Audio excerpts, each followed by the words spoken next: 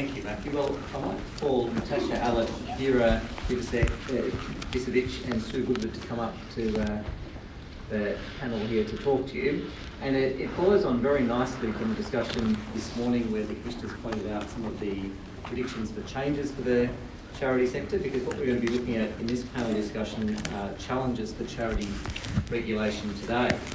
Now, Sue, Vera and Natasha are probably very well known to most people here, so I'll only briefly run through their bios and then I will hand over to them to talk to you. So Sue Woodward has helped lead Justice Connect's specialist not-for-profit law service since 2015, having been the driving force behind its establishment.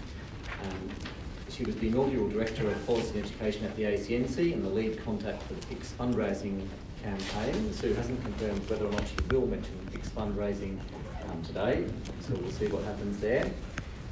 Vera heads up the not-for-profit and social enterprise team at Mills Oakley and has over 25 years' experience in acting for numerous charities, religious and not-for-profit organisations, and her expertise includes assisting clients with governance and fundraising issues, mergers and divisions, establishment of charitable trusts and funds, tax concessions and exemptions, and regularly advising on constitutions and structural issues.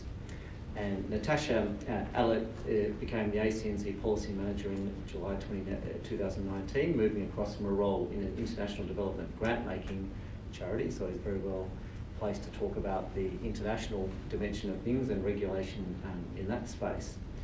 So I won't say anything more. I will hand over to our panel and I'll try and keep everyone to their 7 minutes so that we've got a little bit of time for questions at the end as well.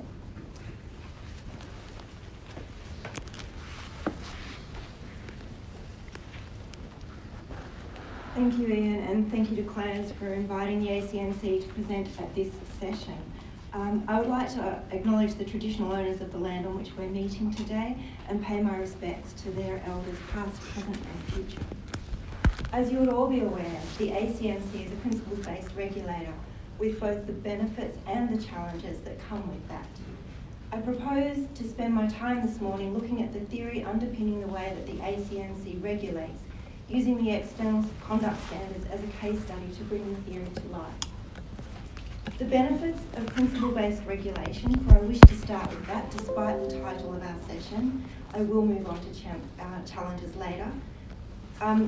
So the benefits of principles-based regulation, or PBR, flow to the regulator, the regulated, and the stakeholders of the regulated, with each group experiencing different, although occasionally overlapping benefits.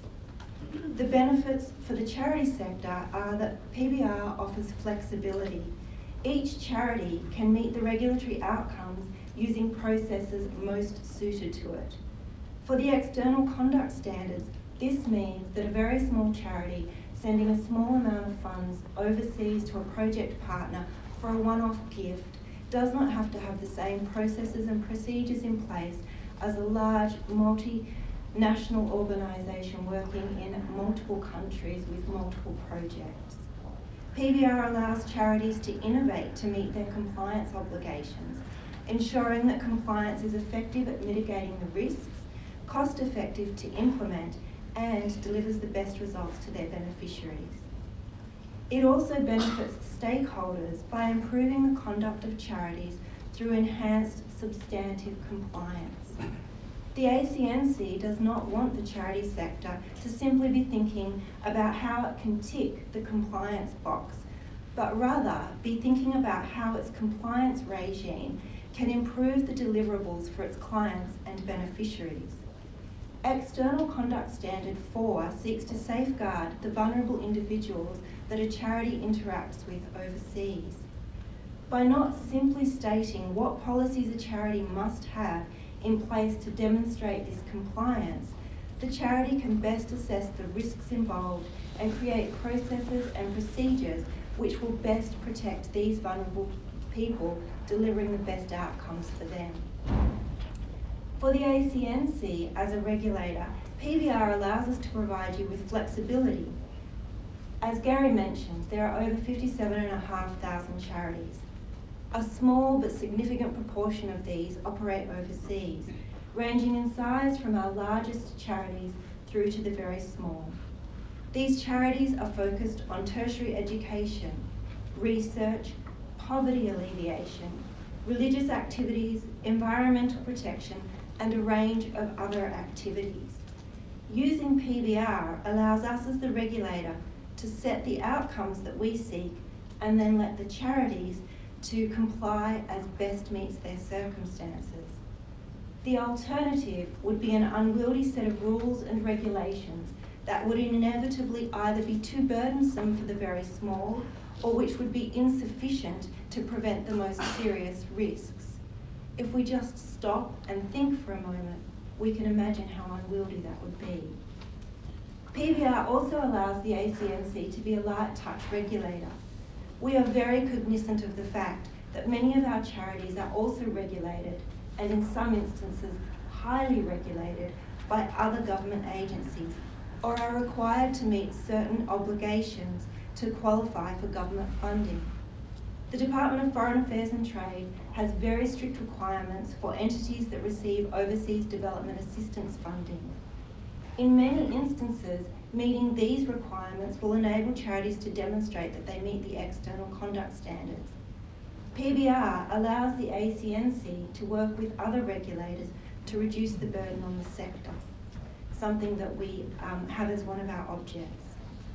While PBR has many advantages for the ACNC, the sector and beneficiaries, I admit that it does have challenges. There is one main challenge that I wish to draw out today in relation to the external conduct standards. This is that PBR can fail to provide the certainty and the predictability that the sector desires. The ACNC understands this and has worked hard to mitigate against this risk, beginning with our work with Treasury as they were drafting the regulations. The ACNC also attended all Treasury consultations as the regulations were being finalised, seeking to understand the concerns of the sector, address them and ensure guidance could clarify the issues that were raised. We also sought input from sector representatives when drafting our guidance. The ACNC has a clear regulatory approach which has shaped our operations since we began, outlined in our regulatory approach statement. We have communicated consistently that our approach to ensuring compliance with the ECF will be based on this statement. The ACNC recognises the challenge for the sector and has been proactive in seeking to provide the certainty and the predictability that the sector requires as each charity considers its approach to meeting the new standards. The ACNC acknowledges that there are challenges for both the regulator and the regulated in principles-based regulation. But we believe that given the benefits, particularly to such a diverse sector, it is the best method of regulation. In seeking to be an effective regulator, we actively work to counteract these challenges. Our work on implementing the external conduct standards exemplifies why we believe that the benefits to all outweigh the challenges. Thank you.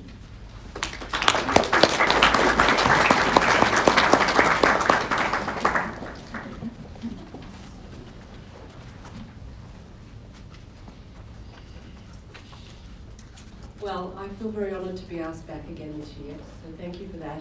And I too would like to pay my respects to the traditional owners of the land on which we meet, the Wurundjeri people of the Kulin Nation. I pay respects to elders past, present and emerging, and anyone elders here with us today. It is, was and always will be their land. So I've got three reflections. First is, why are the policy settings for governance and reporting by small religious charities still inadequate? This time last year, I gave several reasons as to why Justice Connect strongly opposed the retention of the basic religious charity exemption. An exemption that means that these groups do not have to comply with the ACNC's governance standards, answer financial questions on their annual statement, or lodge financial reports, no matter what their actual size. I think it's really important to remember you don't have to be small to qualify. So since I spoke on this, both Robert Fitzgerald, who many of you would regard highly, and Susan Pascoe have made speeches highlighting that they also agree that the time for this exemption has passed. That eminent support, I think, adds great weight to the case. Added to that, as Natasha's explained, from the 1st of July, even basic religious charities must comply with the external conduct standards. So it seems to me even more bizarre that they don't have to comply with the easier to understand governance standards. I think we need leadership from the faith-based advocacy bodies. Imagine if those who campaigned for this exemption instead proposed that the exemption from the governance standards and the financial reporting should be removed in line with higher community expectations in the post-Royal Commission times. Of course, there should be appropriate transitions. That should include support. There should be adjustments for practical things like how to value historic church buildings and the like. But whichever way it happens, its abolition would mean that all ACNC registered organisations, no matter what their charitable purpose, would need to comply with the core governance standards, external conduct standards, and core financial reporting. And that the reporting obligations for all would be tiered according to size rather than focused on one charitable purpose. In my mind, this would make it fair and reasonable, and it would support public trust and confidence. Now, I suspect many of you think I'm dreaming to even suggest the abolition of the basic religious charity exemption, but hold on tight for my next reflection.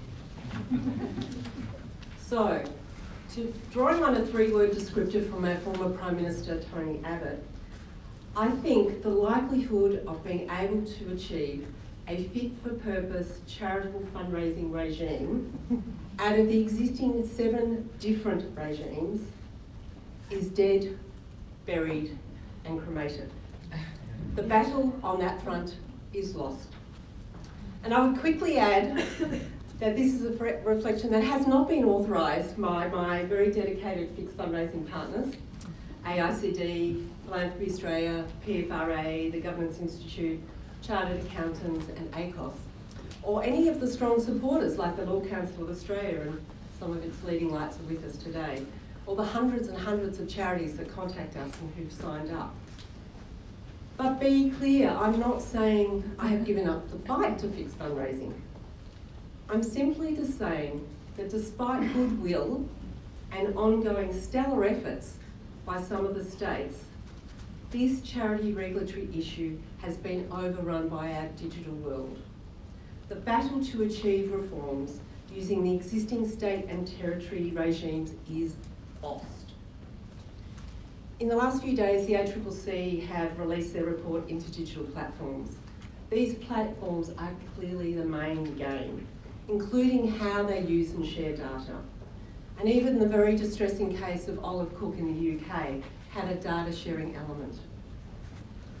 So I think instead of trying to push uphill over the next couple of years with state laws as the base, it is better to put our efforts into strengthening and tailoring the application of the Australian Consumer Law, a regime that is already enforced by the states, territories and the ACCC.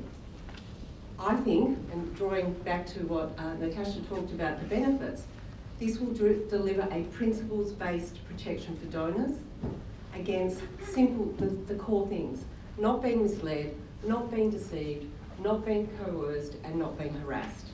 And that simplicity and clarity will help fundraisers, be they the charities, be they the platforms, or the individuals raising funds for their particular cause. So my final reflection is about internal disputes. Are these too hot to handle as a regulator? And what do we do with them? You know, these are the disputes between members and the governing body, between the governing body and the staff, and within the governing body. They are often passionate, intractable, and can bring a charity that is otherwise delivering to the community to its knees. And I know many of you in the room have lived and breathed these experiences. At Justice Connect, we have resources, we run locals webinars, we give encouragement to mediate, we give advice about how to hold that many members and so on. But really, it's not much help if your group is imploding either publicly or privately. Regulators, I think, rightly run a mile from these disputes too. Although, as a side reflection, I would hope that they do take time to check the underlying issues, like fraud and the flow-on effects to service delivery, particularly for vulnerable groups. So I think we must do better, and the question is how. At the very least, I think there needs to be an inexpensive way to get timely and binding determination on some key points. Who are the members? Who are the properly elected office holders? What is the Constitution? And what is the validity, perhaps, of some of the key meetings and the resolutions that have been passed at them? I think there needs to be a massive incentive to mediate, and maybe there even needs to be an arbitration service. I don't think it should rest on whether the member or the organisation can take their chances before a magistrate who obviously is used to dealing with anything but this sort of issue, or somehow ending up in the Supreme Court. In Victoria, some incorporated association issues can go to our Administrative Appeals Tribunal, but perhaps the list of matters that can go to that tribunal should be expanded. Perhaps there should be actually a specialist list at that tribunal created. Perhaps others in the room from different jurisdictions, I'm looking to Sue, can share examples from other jurisdictions here in Australia and overseas. Perhaps the ACNC and the State Incorporated Association regulators could have powers to offer binding decisions on these limited matters for certain categories of charities, and I would particularly highlight the small charities. And yes, that would take resources, but perhaps resources better used supporting dispute resolution and helping charities to go on to thrive than enforcing out-of-date fundraising rules. Thank you.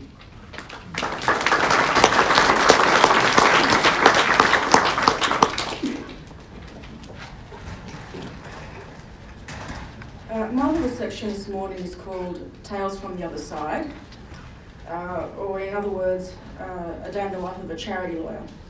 And I wanted to follow on from Natasha's presentation on PBR, principles-based regulation, and look at how that actually is exercised in practice by both lawyers and obviously how clients deal with that.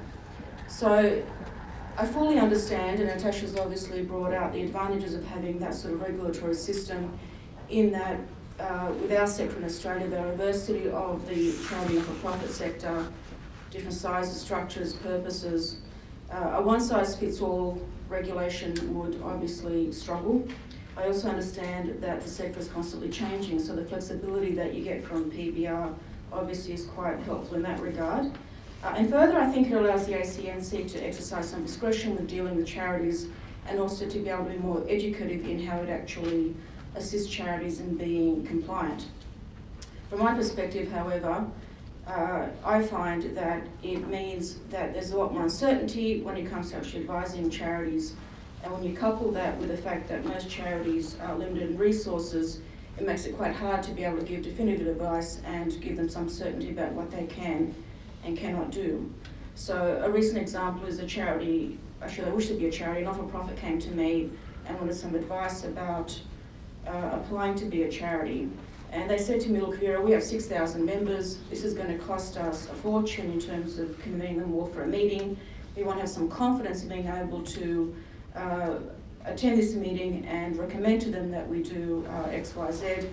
And we'd like to be able to get some sort of unofficial tick from the ACNC that what we're actually proposing to do will be accepted. And I understand that the ACNC no longer has the resources to be able to give non-binding advice. So when you couple that with the fact that it does give good commissioners' interpretation statements and good fact sheets, there still is a lot of grey in that. And being able to give advice to clients, which gives them confidence that what they're doing is actually going to be acceptable to the ACNC, I think is nevertheless a challenge. Another client came to me recently and they said, look, we're a charitable trust and we actually are thinking of spending $300,000 in a particular project, which is a significant amount of money. Vera, do you think that if we actually did this, this would be in fulfillment of our charitable purposes? And they said half the board thinks that it does, the other half the board thinks it doesn't. what's your opinion? And I looked at it and I thought, well, on the balance of probability, I think that it would be a fulfilment of their charitable purposes. But they, of course, said, well, what does the ACNC think? I'm starting to see a bit of a trend here. Obviously, I'm just not sounding authoritative enough because they keep saying, what does the ACNC think? So maybe I need to change my voice. But, of course, the ACNC doesn't have the resources, and so they were limited to relying on our advice, hoping that they wouldn't actually be pulled up by the regulator in the future about actually spending this money and whether we interpreted Governance Standard 1 correctly.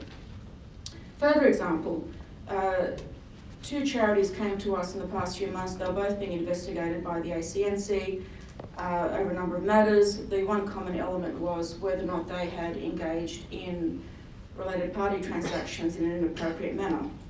And I looked at them, and client A, I studied the facts, I looked at what they'd done, and in my mind, clearly, they had not breached any governance standards, and I felt quite confident that when they put in their submissions, there'd be no further correspondence from the regulator.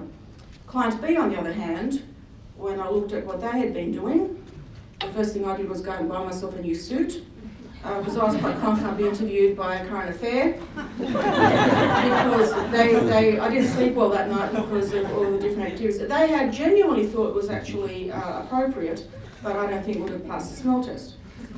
So we helped both of them in putting in their submissions, and oddly enough, client A, which I thought was quite safe, got further requisitions from the ACNC, please explain further X, Y, and Z, and client B, that I thought I'd be visiting in jail,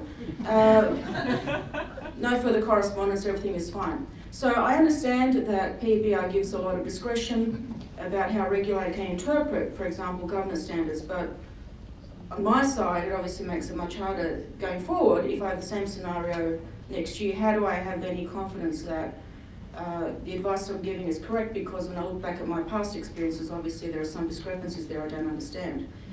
When I look at the Corporations Act and how that deals with related party transactions, it's very clear, it's very prescriptive, and the exceptions are very black and white, and it's quite easy then to work out, are you doing something that's permissible or not? But obviously the fact sheets that the regulator puts out are helpful, but unless you can sort of cleanly, fit yourself into one of the examples that they give, there is always that question mark about whether or not what we're doing is allowable.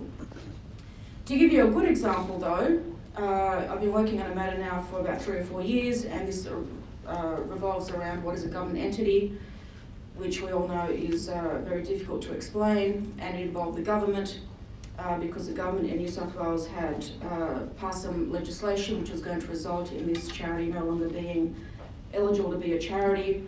There was a lot riding on this, and the ACNC got involved, and they gave us some brilliant guidance and assistance, and that has been a turning point in this 4-year-old matter, in that now the matter's still ongoing. I'm on to volume number 24 in this matter. But when I'm now dealing with the New South Wales government, I can confidently say what you're now suggesting to me is not going to work, because we've actually spoken to the ACNC and they made it clear that that would cause this organisation to not be eligible to be a charity. So that sort of guidance, I think, is instrumental if we're going to have a PBR system. So to conclude, I was reading a Canadian Law Journal article last night about PBR, and they said there are many, many benefits to having principle-based regulation, but you need to accompany that with clear guidance from the regulator. And I think it would be ideal, if we're going to continue having PBR, that the ACNC is given the resources to be able to provide us with, not necessarily binding advice, but at least give us some instruction and guidance about how to interpret that, so that charities can act with certainty. And I feel much more confident in the advice that I give, which will be great for my ego. So thank you.